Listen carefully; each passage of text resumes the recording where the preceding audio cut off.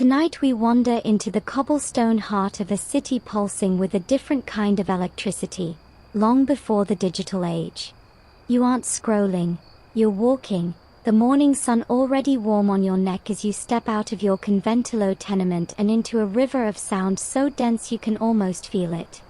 It's not the honk of cars, those are still rare novelties, but a living, breathing orchestra of human commerce. A sharp, high-pitched whistle slices through the general hum, answered by the deep, guttural call of a coal vendor. A rhythmic clanging comes from a man with a small anvil, and somewhere, a newsboy's shrill cry competes with the melodic chant of a flower seller. This is your alarm clock, your streaming service, your daily news feed, all woven together by the lungs and larynxes of hundreds of street vendors. Your day is not defined by notifications, but by this auditory map of need and fulfillment. To be plucked from your time and dropped here, reliant entirely on your wits and the contents of these passing carts, would be a shock to the system you probably wouldn't survive. The convenience you take for granted is a century away, replaced by a relentless, beautiful chaos that demands your constant attention. So, before you get comfortable, take a moment to like the video and subscribe, but only if you genuinely enjoy what I do here. Now, dim the lights, and let's ease into tonight's journey together. You trudge forward, the uneven stones beneath your thin-soled shoes a constant reminder of the city's physicality. The air is a thick soup of smells, fresh-baked bread from a corner bakery, the faint, acrid tang of horse manure, the overwhelming sweetness of jasmine from a florist's basket, and the underlying, ever-present scent of dust and humanity. This is the dawn chorus of 1920s Buenos Aires, and you are in the front row. Your first transaction of the day is likely an auditory one. You don't see the vendor so much as you hear his signature call and respond. Your ears are your most important tool for navigating the economy of the street. That specific, piercing whistle you heard earlier? That's the affilader, the knife sharpener, a sound so distinct and shrill it cuts through the din of the entire block. He's a mobile maintenance unit, a one-man factory for putting an edge on the tools of daily life, from kitchen knives to barber's shears. This sonic landscape wasn't random, it was a highly sophisticated, unwritten code. Every vendor had a pregone, a unique cry, song, or sound that acted as their brand identifier. The whistle of the affilader was as recognizable as a corporate jingle is to us, a promise of a specific service. You'd hear it, remember the dull blade on your mother's kitchen knife, and run to fetch it, knowing he'd be right there on the corner, his foot-powered grinding wheel already spinning. Historians still argue whether the most complex and melodic pregones were spontaneous folk art or carefully practiced performances designed to outsell competitors on the same route. It was a form of advertising that required no paper, no ink, just lung power and a little theatrical flair. The pregone of the knife grinder was so iconic, so embedded in the city's psyche, that it was often used as a sound effect in early Argentine radio plays to instantly signal to the listening audience, without a word of explanation, that the scene was taking place on a bustling Buenos Aires street. Imagine that, a sharp whistle on the radio, and an entire nation collectively pictured the same man with his grinding wheel. It's a testament to how these street vendors weren't just providing goods, they were providing the very texture of urban life, a living soundtrack that everyone understood. As you stand on that corner, letting the waves of sound wash over you, you realize this isn't just noise. It's a language. It's the city talking to itself, telling you what's for sale, what's for breakfast, what's happening in the world, and who's nearby. And you're just learning to listen. That whistle, the one you just learned belongs to the affilader, isn't just a sound.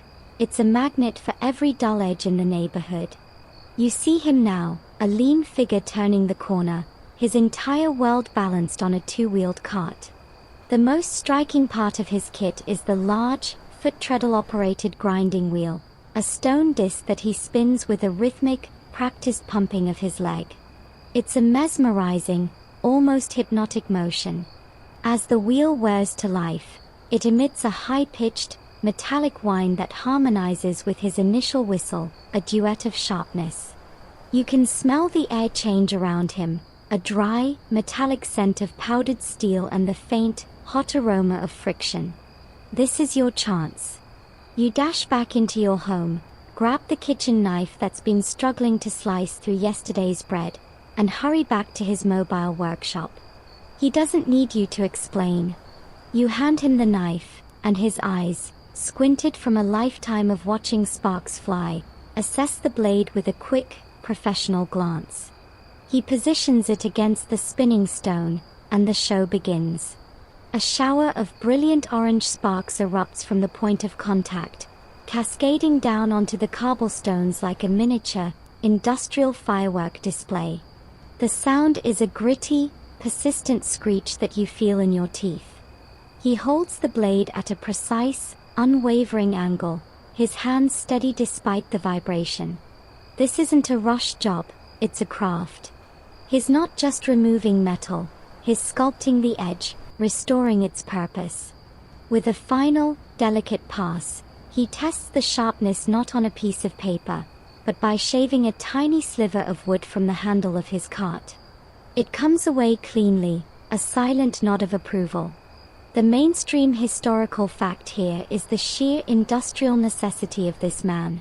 In an era before cheap, disposable goods, everything was built to last and, more importantly, to be maintained. The affilader was a crucial part of the economic ecosystem, a technician who extended the life of essential tools for a fraction of the cost of a replacement. His service was as vital to a household as the baker or the milkman. He kept the city's cutting edges, from the homemaker's paring knife to the barber's straight razor, in fighting shape. His presence was a weekly or monthly appointment, a part of the domestic routine as regular as any other. Some of the older, more superstitious residents in the city's outer barrios believed a really skilled affilader didn't just sharpen the blade, he could somehow transfer a bit of his own luck into the metal. They'd specifically seek out a particular grinder known for his happy marriage or his healthy children, hoping some of that domestic bliss would be ground into the family cutlery. There was even a whispered belief that the sparks from his will could ward off bad spirits, a leftover folk belief from the old world clinging to a very new world profession.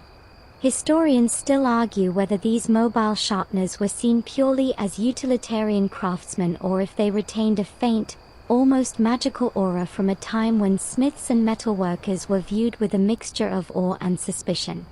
As you take your newly sharpened knife back, feeling the terrifyingly keen edge with your thumb, you can almost believe it.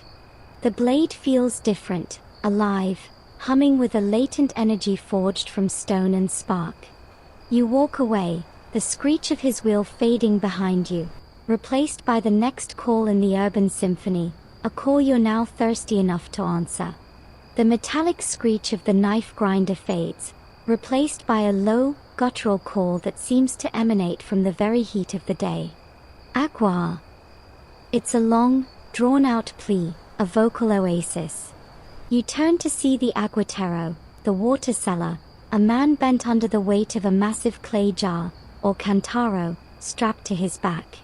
His face is sheened with sweat, his shirt stained dark with it. In this city, before universal piped water reached every tenement, he isn't just a convenience, he is a necessity. The trust you place in him is absolute, a matter of health. You don't think twice about the tap in your own time, but here, you think very carefully about the source of what you're about to drink. You approach him, a few coins already in your palm. He swings the heavy jar from his shoulder to a small stand on his cart with a practiced, grunting heave. The water inside sloshes, a cool, promising sound. Hanging from his belt are several glass tumblers, their rims slightly chipped from countless thirsty lips. He takes one, dips it into the jar, and brings it out, filled to the brim with water that, to your modern eye, looks suspiciously opaque. This is the moment of truth. You take the glass. It's cool, but not from ice. The thick clay of the jar provides a primitive, evaporative cooling. You drink. The water tastes of the earth, of the clay itself, a mineral tang that is strangely satisfying. It quenches your thirst, but a small, anxious part of your brain, conditioned by a century of water treatment plants, is screaming about microbes. The mainstream historical fact anchoring this transaction is the precarious state of Buenos Aires's water supply in the 1920s. While the city had made strides with grand engineering projects, the distribution was wildly unequal. Tenement houses, or conventillos, often relied on a single, shared tap in a central courtyard, if they were lucky. The aguateros served the gaps in the system, the construction sites, the poorer neighborhoods, and anyone on the move. He was a walking, talking utility, a living embodiment of a basic human need that the city was still struggling to fully master. His presence highlighted the stark divide between the city's modern aspirations and its lingering, infrastructural realities. The very communal nature of the aguateros' service was its greatest charm and its greatest danger. Those glasses weren't washed with soap and hot water between customers. They were given a quick rinse in a bucket of the same water he was selling, or sometimes just wiped with a cloth. It was a ritual of shared trust, a silent agreement among the thirsty that everyone was basically healthy. There was a bizarre, unspoken social code where a customer of higher status might be offered a cleaner glass, sometimes kept separately in a small box, a tiny, performative gesture towards hygiene that did precisely nothing to address the water inside the jar itself. Historians still argue whether the aguateros were unknowing agents of disease, spreading typhoid and cholera with every pour, or if the mineral content and the slight acidity from the clay jars actually provided a minor, inhibitory effect on bacterial growth, a flimsy natural defense in a world teeming with invisible threats. You hand the glass back, your thirst slaked, your mind racing. You've just participated in a daily act of faith, a gamble with your own biology, all for a sip of what you now realize is the most precious commodity on this bustling street. Your throat is no longer parched, but your stomach is beginning to voice its own complaints, a low rumble joining the street's cacophony. Right on cue, a new sound emerges, the rhythmic clopping of a horse's hooves paired with the distinctive, metallic slosh of liquid. It's the lechero, the milkman, guiding his horse-drawn cart laden with large, gleaming metal cans. This isn't the silent, pre-dawn deposit of homogenized milk in glass bottles you might imagine. This is a loud, public, and deeply social transaction. You join the small cluster of women and children gathering around his cart, each holding out their own pots, pitchers, or enameled pails. The air here is different, carrying the warm, sweet, and unmistakably barnyard scent of fresh, unpasteurized milk. The lechero is a figure of trust, but of a different kind than the water seller. You trust him not for the purity of his product, but for its richness, for the honest cream line you can already see forming at the top of the can as he lifts the heavy lid.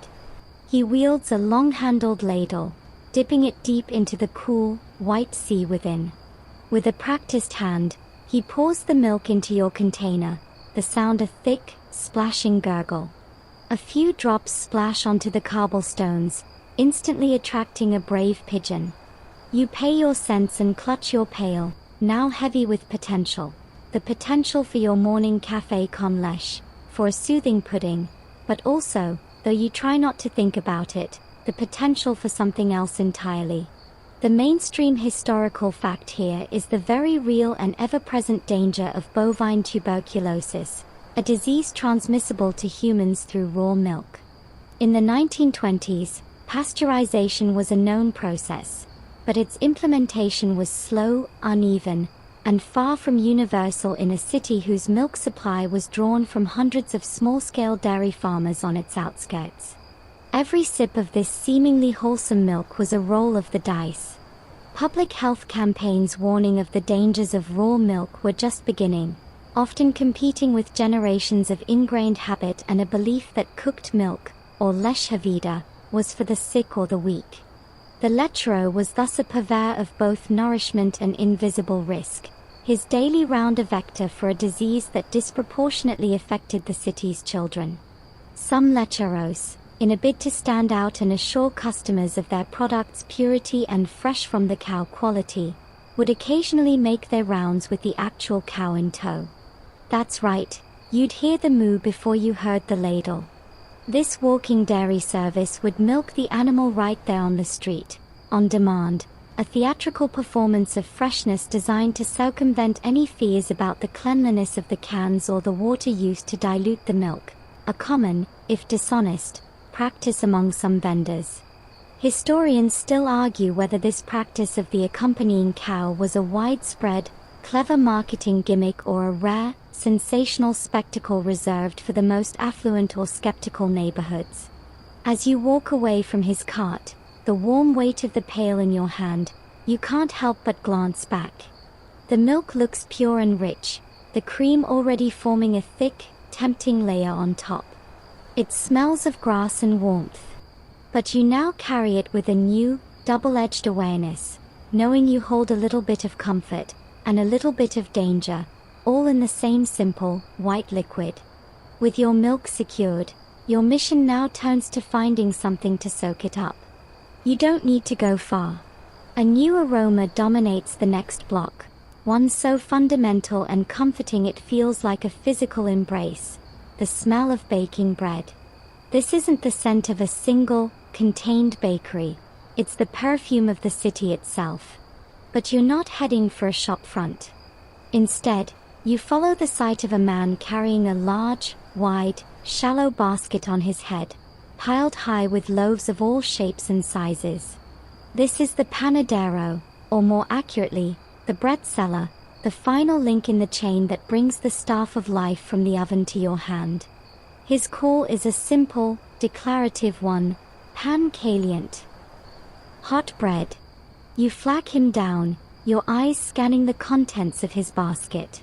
There are the long, crusty baguettes known as ficelles, the softer, round pan de miga perfect for sandwiches, and the dense, dark pan negro. The heat from the loaves radiates upward, creating a shimmering haze around his head. You point to a particularly crusty-looking loaf, and he deftly plucks it from the pile with a pair of tongs, the basket never leaving its perch. The transaction is quick, efficient.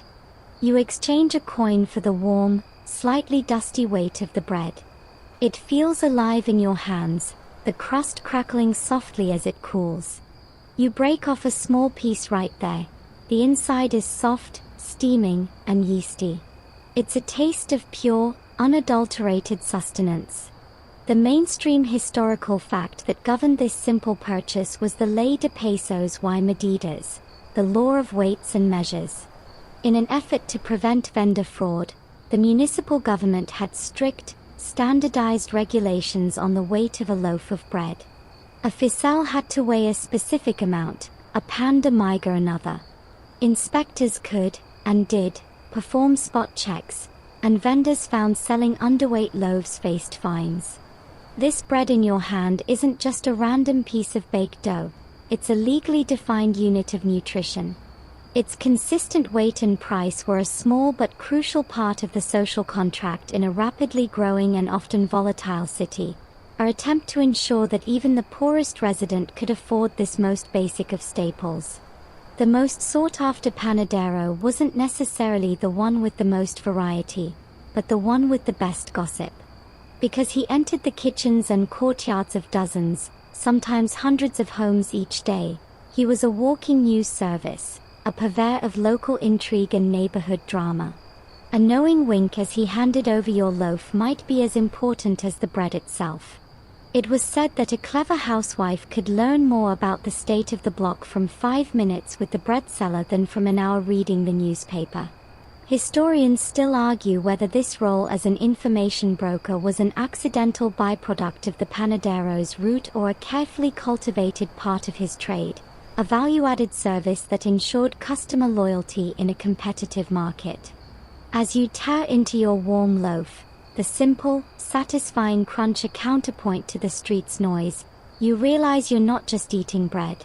You're consuming a piece of civic order, a legally mandated comfort, delivered with a side of the day's whispered secrets. The solid, comforting weight of the bread in your hand is suddenly countered by a flurry of motion and a sound that cuts through all others. The sharp, urgent cry of the diarrhero, the newsboy. He's not just selling, he's performing, his voice an instrument of drama and alarm. Extra! Extra! He shouts, waving a folded newspaper above his head like a banner. Gran incendio en el puerta, or Escándalo en el Congreso.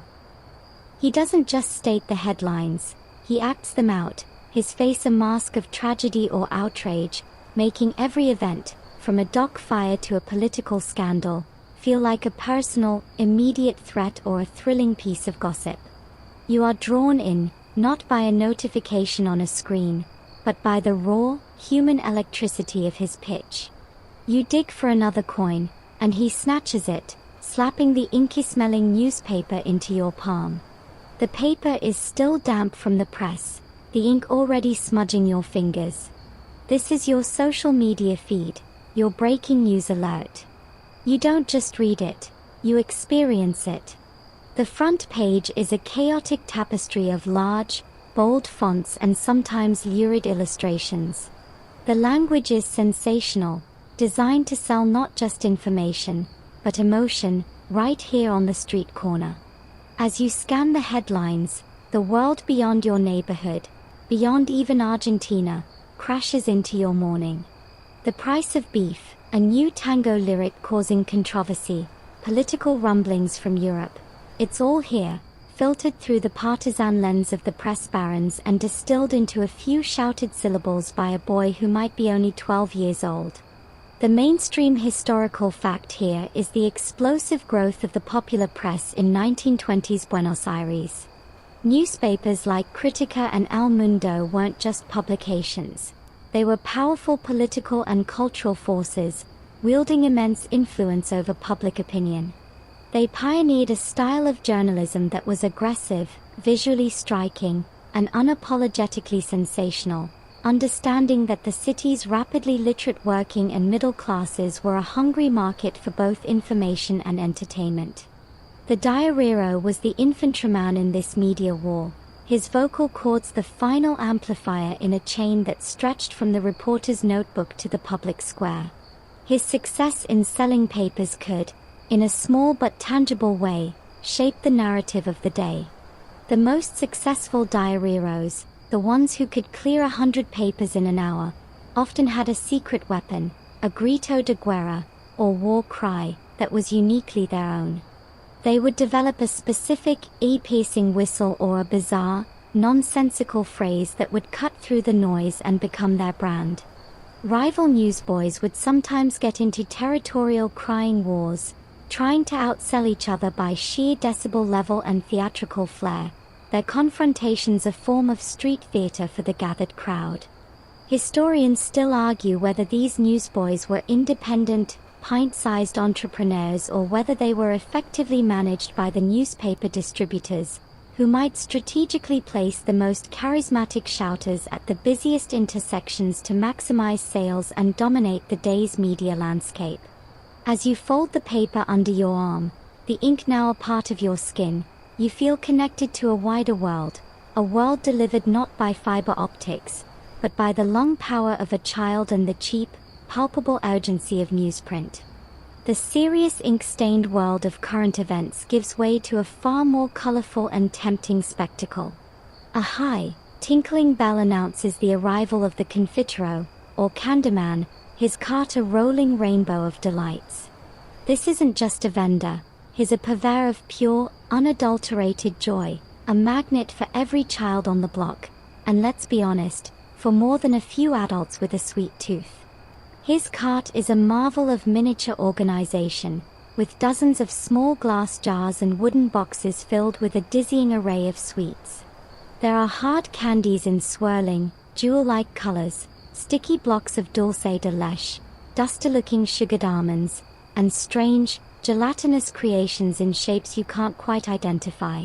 The air around him is thick with the cloying scent of boiled sugar and artificial fruit flavors, a perfume of childhood itself. You watch as a swarm of children materializes, their eyes wide, their few centavos clutched tightly in grubby fists. The confitero is a patient showman, pointing out each sugary treasure with a flourish. But his power extends beyond the immediate sale. He is the keeper of the fiado, the tab. This is where the relationship transforms. For a child who is a regular customer, whose parents he might know, he will often extend a little credit, scribbling a mark in a small notebook. "You can pay me tomorrow," he'll say with a wink, creating a bond of trust and obligation that ensures loyalty. It's a tiny, informal banking system built entirely on sugar and faith, a system you, with your modern credit score, would find both charming and terrifying.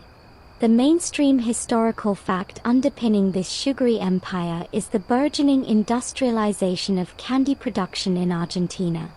By the 1920s, small factories were mass-producing these sweets, using locally abundant sugar from the northern provinces and often brightly colored, and questionably safe, synthetic dyes imported from Europe. The confitero was the distribution network for this new, affordable luxury, making what was once a rare treat for the wealthy accessible to the children of immigrants and the working class. His cart was a direct line from the factory floor to the eager hands of a new generation of consumers. Those vibrant, almost neon colors in the hard candies and the glossy sheen on the jelly beans were frequently achieved using toxic heavy metal-based pigments. Greens might come from copper arsenate, reds from lead-based vermilion, and yellows from cadmium salts. While the dangers were known in scientific circles, regulation was virtually non-existent. There were occasional, hushed-up scandals when a child fell mysteriously ill after a visit from the candyman, but for the most part, the risk was just part of the recipe for delight. Historians still argue whether the confiteros were genuinely unaware of the potential dangers in their wares or whether they turned a blind eye, prioritizing the dazzling visual appeal that guaranteed sales over the faint, distant specter of poisoning. As you watch a little girl skip away, her face already smeared with bright red syrup, you understand the transaction isn't just about money for candy. It's about a moment of pure, colorful escape, a sweetness purchased with a coin, or sometimes, just a promise, and carrying with it a tiny, hidden dose of danger. The sugary high of the candyman's visit begins to fade as the sun dips below the rooflines, painting the sky in shades of orange and purple. The character of the street changes. The vendors of daylight, the bakers, the milkmen, have vanished, and a new, more somber figure emerges to take their place. You hear him before you see him, a soft, scraping sound, followed by the distinctive clink of glass and the hiss of gas. This is the farolero, the lamplighter. He moves with a purposeful, solitary grace, a long pole resting on his shoulder. His job is to push back the encroaching night, to draw a line of fragile, man-made stars along the path of the city's main arteries. You watch as he approaches a cast-iron gas lamp, its ornate filigree a stark black silhouette against the twilight. He raises his pole, its tip finding a small lever on the lamp. With a practiced twist and a push, there's a soft pop, and a sudden, warm, yellow flame blossoms behind the glass pane. It's not the harsh, electric white you're used to. This light is alive, flickering and dancing, casting long, wavering shadows that make the familiar street seem mysterious and new. The farolero doesn't pause to admire his work. He is a creature of routine, a human metronome marking the passage from day to night. He moves to the next lamp, and the next, each new flame a small victory against the darkness, creating a chain of isolated pools of light in a sea of gathering gloom. The mainstream historical fact here is the transitional state of public lighting in 1920s Buenos Aires. Electricity was rapidly expanding, but gas lighting, a technology from the previous century, still held sway in many neighborhoods. The farolero was a living relic, a holdover from an earlier era, yet he remained an essential municipal employee. His rounds were timed with astronomical precision, his presence a daily reassurance that the city's fundamental rhythms would continue uninterrupted. He represented the slow, uneven march of progress, a world where a flickering gas jet and a brilliant electric arc could exist just a few blocks apart. Because each lamp had its own quirks, a stiff valve, a drafty glass, the farolero developed intimate relationships with the lamps on his route. He knew which ones burned a little brighter, which ones sputtered, which ones attracted the most moths. It was said that a skilled farolero could light his entire circuit based on the sounds of the lamps alone, the subtle differences in the hiss and pop telling him everything he needed to know about their condition. There were even superstitions among them. Some believed that a lamp that was particularly difficult to light was lonely and needed a kind word, while a lamp that blew out immediately after being lit was a bad omen for the night ahead. Historians still argue whether the daily, hands-on interaction between the farolero and his lamps fostered a unique form of custodial care that was lost with the impersonal flip of an electrical switch. As you stand under the warm, pulsating glow of the newly lit lamp, the world feels both smaller and more intimate. The circle of light defines your immediate universe, a fragile pocket of civilization where you are safe, for now, from the things that linger in the dark just beyond its edge. Within the warm, flickering island of light cast by the newly lit gas lamp, another sensory world asserts itself. A wave of perfume cuts through the evening air, a complex bouquet of jasmine, gardenia, and roses so potent it seems to have a physical weight. This is the domain of the florista, the flower seller, making her evening rounds. Her basket is a portable garden, an explosion of color and life in the monochrome dusk. She moves with a different energy than the other vendors, slower, more serene, her call a soft, melodic invitation rather than a shout. She isn't selling sustenance, but something less tangible. Beauty, romance, solace, a gesture of apology or celebration. You watch as a young man, nervously adjusting his tie, approaches her. He points to a single, perfect red rose. The florista picks it with delicate fingers, wrapping its stem in a thin sheet of paper. The transaction is quiet, almost reverent. The flower is more than a biological organism. It is a symbol, a message that words cannot convey. For others, she provides small, humble bunches of violets or lilies of the valley, a tiny luxury to brighten a cramped tenement room. In a city where the smells of industry, horse, and humanity are often overwhelming, her basket offers a temporary, fragrant escape, a way to reclaim a small piece of nature's elegance. The mainstream historical fact rooted in this fragrant trade was the existence of the vast flower markets, like the one at the Mercado de Flores, where these vendors sourced their wares.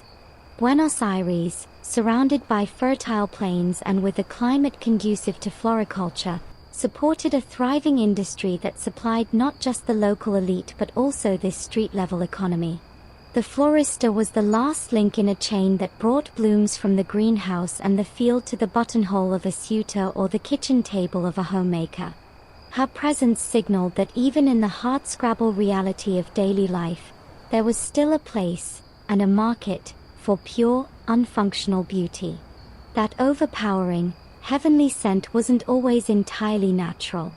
While the flowers were real, some savvy floristas were known to employ a trick.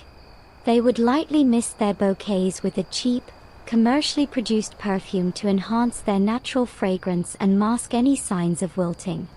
This perfume of the poor was a clever bit of salesmanship, ensuring the flowers made a strong impression even before they were purchased. Furthermore, the specific flowers often carried coded meanings.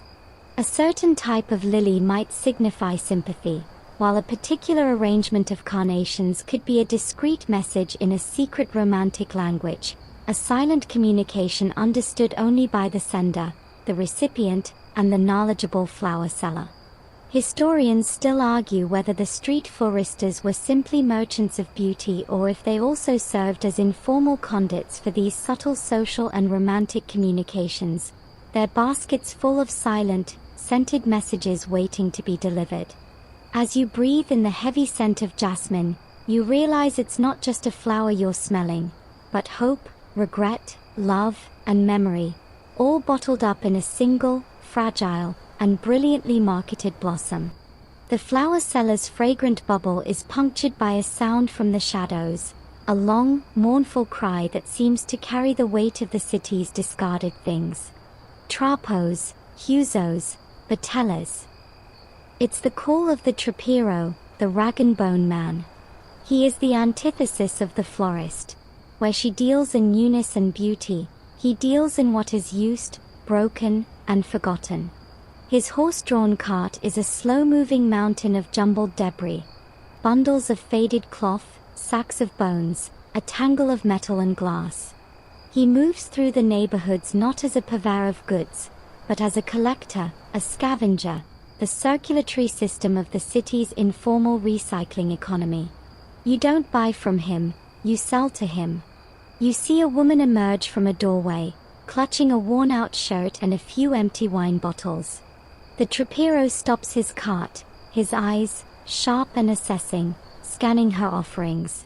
He feels the fabric of the shirt, holds a bottle up to the dim gaslight to check for cracks. He names a price, a pittance, and after a brief, tired negotiation, the woman accepts the coins. Her trash has become his treasure, or at least, his raw material. The rags will be sold to paper mills or for stuffing, the bones for glue and fertilizer, the glass and metal to be melted down and reborn. His is a world of perpetual transformation, where nothing is ever truly final. The mainstream historical fact that fueled this man's entire existence was the lack of a formal municipal waste collection service for recyclables. The trapero was an essential, if unofficial, part of the city's sanitation and industrial supply chain. He was a walking, talking precursor to the modern recycling bin, a capitalist solution to the problem of waste. The materials he collected were valuable commodities for the burgeoning industries of Buenos Aires, providing a cheap and steady stream of resources that would otherwise litter the streets or fill landfills. His cry was the sound of the city metabolizing itself, of finding value in its own refuse. The most successful traperos were rumored to be not just collectors, but amateur archaeologists of the recent past. In the bundles of paper and discards from wealthy households, they sometimes found more than just trash, a forgotten love letter, a dismissed legal document, a faded photograph. It was said that a few cultivated relationships with servants in big houses, paying a little extra for the privilege of being the first to sift through the estate's discards, hoping to find a piece of silver, a usable piece of furniture, or even a rare book mistakenly thrown away. Historians still argue whether these rag-and-bone men were seen as the lowest rung of the social ladder or as savvy, if grimy, entrepreneurs who understood the hidden value in what society cast off. As his cart creaks away, the mournful cry fading into the night, you look at the empty space where the woman stood. He hasn't just taken her trash, he's taken a tiny piece of the city's memory, carrying it off to be sorted, sold, and eventually, reborn as something entirely new.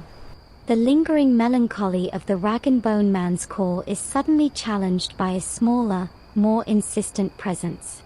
A young boy, his face smudged with dirt, stands on a corner with a tray hanging from a strap around his neck. On it are neat rows of small, unassuming cardboard boxes. "Phosphoros," he calls out, his voice not yet broken, but already carrying the weary cadence of a working man. He is the phosphorero, the match seller. In a world lit by gas and fire, he isn't peddling a luxury, he's selling the very means of ignition, small boxes of controlled, portable fire. His product is one of the smallest you'll buy today, but its potential is immense, to light a stove, a cigar, the evening's candle, or the kitchen's gas lamp. You approach him, and he holds up a box, shaking it gently so you can hear the dry rattle of the wooden sticks inside. The box itself is a minor work of art, often adorned with bold, colorful labels featuring brand names like Phosphorus Federals, or a picture of a fierce-looking gaucho. The transaction is quick and silent. You hand him a coin of the smallest denomination. He hands you a box of potential flames. You slide it open, just a crack, and the sharp, sulfuric smell of the match heads hits your nostrils, the scent of imminent combustion. It feels powerful, holding this much elemental energy in the palm of your hand. The mainstream historical fact that gives this tiny transaction its weight is the dangerous nature of the match industry itself. The phosphorus used in these matches, particularly the white phosphorus common in earlier decades, was highly toxic, leading to phossy jaw, a horrific and disfiguring industrial disease among factory workers. While safer red phosphorus matches, known as safety matches, were becoming more common by the 1920s, the older, more dangerous varieties still circulated. The phosphorero, often a child from a poor immigrant family, was at the very end of this risky supply chain, his own health a testament to the era's lax labor and safety laws. His presence on the street corner was a reminder of the hidden human cost of a simple convenience. Match sellers, especially the younger ones, were sometimes treated with a strange sort of superstition. Because they carried the element of fire with them, some of the more traditionally minded residents believed they brought good luck. It was considered auspicious to buy your first box of the day from a particular, cheerful phosphorero. Conversely, there was a faint, lingering belief from older folk traditions that one should never light 3 candles from the same match, as it was bad luck, a superstition that some claimed originated among soldiers in the trenches, but which had older, deeper roots. The phosphorero thus dealt not just in physical fire, but in the folklore and faint anxieties that surrounded it. Historians still argue whether the prevalence of child match sellers was a simple economic reality of the time or a deliberate strategy by distributors, as the sight of a vulnerable child often spurred sales from a sympathetic public. As you pocket the small box, its weight negligible, you understand you're not just carrying fire starters. You're carrying a piece of industrial history, a dose of danger, and a tiny, sold sliver of luck, all for a penny. No sooner have you pocketed your box of potential flames than the sky, which has been threatening all afternoon, makes good on its promise. A sudden, warm downpour descends, transforming the dusty street into a slick, glistening canal in minutes. The crowd scatters, but the street vendors are a resilient bunch. From a side alley, a new figure emerges, perfectly suited to the crisis. It's the pariguero, the umbrella mender, his arrival as timely as the rain itself. He carries a portable workshop on his back, a frame from which dangle dozens of broken umbrella skeletons, ribs poking out like the bones of strange, mechanical bats. He finds a spot under a generous eaves, sheltered from the worst of the weather, and sets up his tiny, mobile repair shop. You see a man rushing past, his cheap umbrella visibly inverted, its fabric torn and ribs bent from the assault of the wind. The pariguero raises a hand, a silent offer of salvation. The man stops, grateful, and hands over the broken artifact. The mender gets to work without a word. His hands move with a speed that speaks of 1,000 such repairs. He straightens bent metal with a special tool, his fingers strong and sure. He selects a patch of matching oilcloth from his kit, applies a dab of glue, and presses it firmly over the tear. He is a surgeon for the storm-battered, a mechanic for mechanical failures. In a matter of minutes, the umbrella is restored, its functionality returned. It's not as good as new, but it's good enough for the rest of the walk home, and that's what matters. The mainstream historical fact that kept the pariguero in business was the sheer expense of a new, quality umbrella for the average working person. In an era of make do and mend, His service was an essential one, extending the life of a household item that was crucial in a city known for its sudden, torrential rains. He represented a thrifty, practical approach to consumer goods that stands in stark contrast to our modern disposable culture. His entire trade was built on the principle of repair, a concept that applied not just to umbrellas, but to shoes, pots, clothing, and countless other everyday objects. A truly skilled paragero was a walking encyclopedia of umbrella brands and models. He could identify the maker of an umbrella just by the shape of its handle or the mechanism of its runner, and he carried a corresponding stock of specific replacement parts. He knew which brands used flimsier ribs that were prone to bending and which used superior English steel. There was even a secret, informal hierarchy among them. A mender who could fix a delicate lady's parasol was considered a cut above one who only handled the heavy, practical men's models. Historians still argue whether these mobile repairmen were seen as simple craftsmen or as guardians of a specialized, almost arcane knowledge about the mechanics of personal shelter. As you watch the repaired umbrella pop open and disappear into the curtain of rain, you see the paragero already looking for his next customer. He isn't just fixing an object, he's mending the day, patching up the immediate problem of the storm, one broken rib at a time. The rain passes as quickly as it came, leaving the air washed clean and smelling of wet stone and damp earth. The evening is deepening, and with it comes a new, more nostalgic sound, the clear, melodic ring of a handbell. This is the call of the heladero, the ice cream man, a figure of pure, anachronistic delight in this world of soot and struggle. He pushes a tall, handsome cart, its wooden sides ornately carved, its large, central drum gleaming. He is not like the candyman. His product is a luxury, a fleeting taste of cold in the lingering, humid warmth of the evening. The very presence of his cart feels like a small miracle, a testament to human ingenuity in the pursuit of pleasure. You join the small crowd gathering around him, watching as he opens a heavy lid, a puff of faint, cold vapor escaping into the night air. Inside the insulated drum is his treasure, tubs of ice cream, or more commonly in this era, Italian-style gelato. The flavors are simple, classic, rich, caramel-like dulce de leche, sharp strawberry, the unmistakable perfume of vanilla. He scoops a perfect, cold sphere into a small glass dish, the metal scoop scraping satisfyingly against the container. You take the dish, the cold immediately seeping into your fingers. The first spoonful is a shock to the system, a creamy, intense cold that somehow feels both decadent and innocent. It's a moment of pure, uncomplicated joy, a sensory vacation from the gritty reality of the street.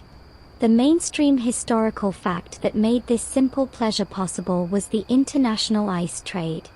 The ice in his cart likely began its journey as a frozen block harvested from lakes in New England or Norway, packed in sawdust and shipped in the holds of insulated vessels to the port of Buenos Aires. It was a globalized commodity long before the term was coined, a luxury item that had, by the 1920s, become just accessible enough to be a street-level treat. The heladero was the final, delicate link in this improbable cold chain, his business entirely dependent on the success of that distant, frozen harvest and the efficiency of its transport. A warm winter in Maine could mean a shortage of treats in the streets of Buenos Aires. The most beloved heladeros were often performers as much as vendors. Some would sing short, silly songs about their flavors. Others had a particular flair with the scoop, tossing it in the air before catching it in the dish, a tiny bit of circus flair to accompany the transaction. And there was a well-known, unspoken rule among the neighborhood children. If you were a loyal customer, the heladero might, on a very good day, give your scoop an extra little flourish, a napa as it was known, a small, free extra portion as a gift. This tiny act of generosity was worth more than any advertisement, cementing a customer for life. Historians still argue whether the heladeros, many of whom were Italian immigrants, were primarily responsible for popularizing gelato in Argentina, transforming it from an elite dessert into a democratic street food. As you savor the last, melting spoonful of creamy vanilla, the bell rings again, a fading promise of cold sweetness moving on to the next street, the next moment of simple, purchased happiness. The sweet memory of ice cream lingers on your tongue, but the evening air is now taking on a distinct chill. The carefree sounds of the day have been replaced by a lower, more utilitarian hum. You hear the heavy, labored breathing of a horse and the crunch of wooden wheels over wet cobblestones. This is the Carbonero, the coal and kerosene man, a figure of fundamental, gritty necessity. His cart is a fortress of black gold, piled high with sacks of coal and adorned with large, metal cans of kerosene. He is the fuel that powers the city's twilight, the heat for its stoves, the light for its lamps where gas lines haven't reached, the energy for its evening meals. His face and clothes are perpetually dusted with a fine, black powder, the badge of his trade. A woman flags him down, and he hauls a heavy sack of coal onto his shoulder as if it were a pillow, carrying it through the narrow doorway of her building to deposit it in a bin. The coal dust leaves a ghostly imprint on his shirt and on the door frame. For another customer, he carefully measures out kerosene from a large can into a smaller one they've brought, the liquid sloshing thickly, its sharp, oily odor cutting through the night air. This isn't a purchase of pleasure or even of nutrition. It is a purchase of survival, of warmth, of the ability to push back against the encroaching dark and cold. The Carbonero deals in the raw materials of comfort itself. The mainstream historical fact that defined his importance was Argentina's heavy reliance on coal imports throughout the late 19th and early 20th centuries. While the country had its own oil fields, coal was the dominant fuel for home heating, cooking, and industry. The Carbonero was a key distributor in this energy economy, bringing a globally traded commodity directly to the doorsteps of the people. His soot-stained presence was a visible sign of the Industrial Revolution's reach into the domestic sphere, a reminder that progress was literally powered by black rock dug from the earth and transported across oceans. While the Carbonero himself was often among the poorest of the vendors, covered in the grime of his product, he was also a symbol of modern aspiration. Having a coal stove instead of a wood-burning one was a step up in the world. Using a bright, clean kerosene lamp instead of a smoky tallow candle was a mark of sophistication. So, despite the dirt, he was a welcome sight, a purveyor of a cleaner, more efficient, and more modern form of domestic life. There was even a certain prestige in having a regular arrangement with a reliable Carbonero who delivered on a schedule. Historians still argue whether the social status of the Carbonero was defined more by the essential nature of his product or by the pervasive, inescapable grime that made him visibly one of the laboring poor. As you watch him wipe his blackened hands on an already filthy rag and climb back onto his cart, you understand the duality he represents. He is both the soot that stains the city and the very heat that allows it to function long after the sun has set, a gritty, indispensable king of the twilight hours. The coal man's gritty reign ends as the last of the twilight bleeds from the sky, leaving the city submerged in a deep, velvety blue. The pools of light from the gas lamps seem smaller now, isolated constellations in a vast darkness. The vendors have all vanished, their cries and bells and carts replaced by a profound, almost unsettling quiet, broken only by the occasional distant clatter of a late tram or the yowl of a stray cat. And then, you hear it. A voice, calm and clear, calling out the hour. Las dos y todo sereno. It is the sereno, the night watchman.